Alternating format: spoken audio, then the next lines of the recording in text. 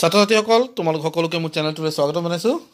আজিৰ এই ভিডিঅ'টোত আমি পূৰ্বৰ ভিডিঅ'টোৰ লগত সংগতি ৰাখি প্ৰশ্নসমূহ আলোচনা কৰিম। 2024 বৰ্ষৰ ডিচেম্বৰ মাহত অনুষ্ঠিত হোৱা নেশ্যনেল মেইনছ কাম মেৰিট স্কলাৰশ্বিপ এক্সামিনেশ্যন প্ৰশ্নকাকত আমি আলোচনা কৰি আছোঁ। তোমালোকে যিসকলে পৰীক্ষা দিবা তেওঁলোকে এই ভিডিঅ'টো সম্পূৰ্ণকৈ চাবা আৰু ইয়াত কোনবোৰ প্ৰশ্ন আহিছে আৰু এনেধৰণৰ প্ৰশ্নৰ উত্তৰ কেনেকৈ সহজতে দিব পাৰি সেইটো শিকি ল'বা। ব'লা আমি আৰম্ভ কৰোঁ। প্ৰথম 10টা প্ৰশ্নৰ উত্তৰ আমি ইতিমধ্যে আলোচনা কৰা হৈ গৈছে।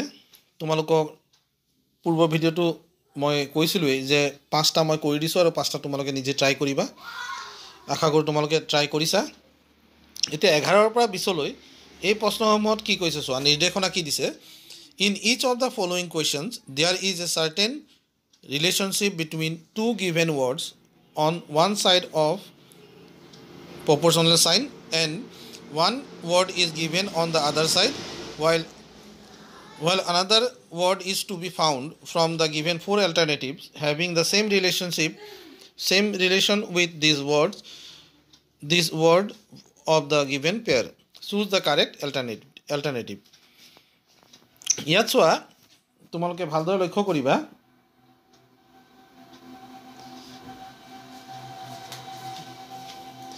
এক নম্বৰ এই 11 নম্বৰ প্ৰশ্নটোত চোৱা, ইয়াত ফিল্টাৰ পিউৰিফাই বুলি দিয়া আছে, তাতে সমানুপাতিক চিন এটা দি থোৱা আছে, এটা প্ৰশ্নবোধক চিন আৰু শেষত মেগনিফাই বুলি ৱৰ্ডটো আছে।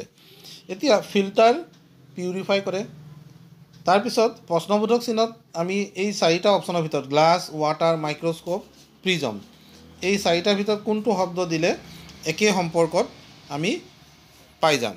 চোৱা ফিল্টাৰে পিউৰিফাই কৰে, ঠিক সেইদৰে মাইক্ৰস্কোপ ৱৰ্ডটো ইয়াত যদি আমি সমান চিহ্নৰ ঠাইত বহুৱাই দিওঁ তেতিয়াহ'লে মাইক্ৰস্কোপ মেগনিফাই, তাৰমানে মাইক্ৰস্কোপে কি কৰে, মেগনিফাই কৰে মানে বিবৰ্ধন কৰে, পঢ়ায়, ডাঙৰকৈ দেখুৱায়। গতিকে ইয়াৰ 11 নম্বৰ প্ৰশ্নটোৰ শুদ্ধ উত্তৰটো হ'ব অপশ্যন 3 মাইক্ৰস্কোপ।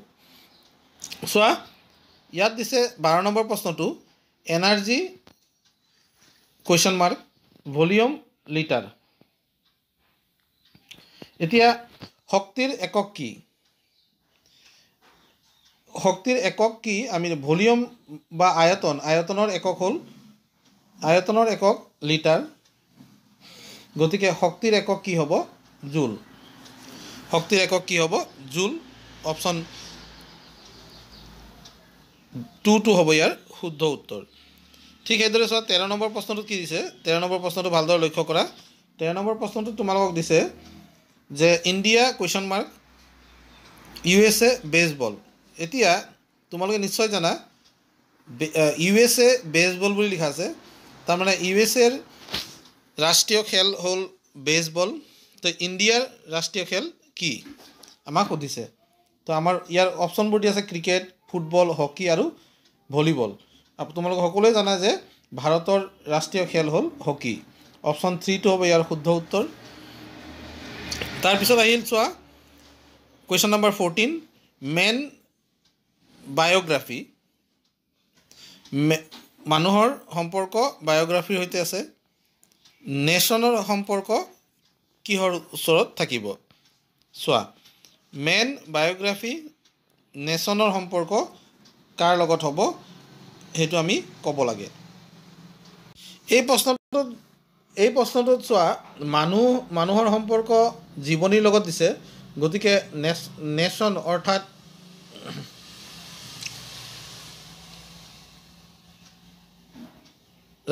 ৰাষ্ট্ৰৰ সম্পৰ্ক কাৰ লগত হ'ব? ডেম'গ্ৰাফিৰ লগত হ'ব। ৰাষ্ট্ৰৰ সম্পৰ্ক কাৰ লগত হ'ব? ডেম'গ্ৰাফিৰ লগত হ'ব। অপশ্যন 2 হ'ব ইয়াৰ শুদ্ধ উত্তৰ। তাৰপিছত চোৱা এই 15 নম্বৰ প্ৰশ্নটো আমাৰ অসমৰ প্ৰশ্ন কাকত যদি তোমালোকে চোৱা, অসমৰ প্ৰশ্ন কাকতত তোমালোকে এই 15 নম্বৰ প্ৰশ্নটো পাবা।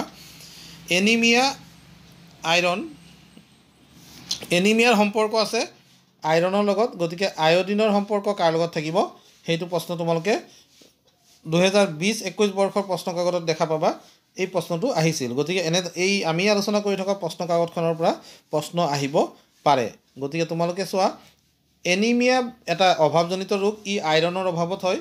আয়োডিনৰ অভাৱত কোনটো ৰোগ হয় সেইটো আমি লিখিব লাগে গতিকে ইয়াৰ শুদ্ধ উত্তৰটো হ'ব অপশ্যন 4 গয়েটাৰ তো গয়েটাৰ বেমাৰটো আয়োডিনৰ অভাৱত হয় তাৰপিছত চোৱা কুৱেশ্যন নম্বৰ 16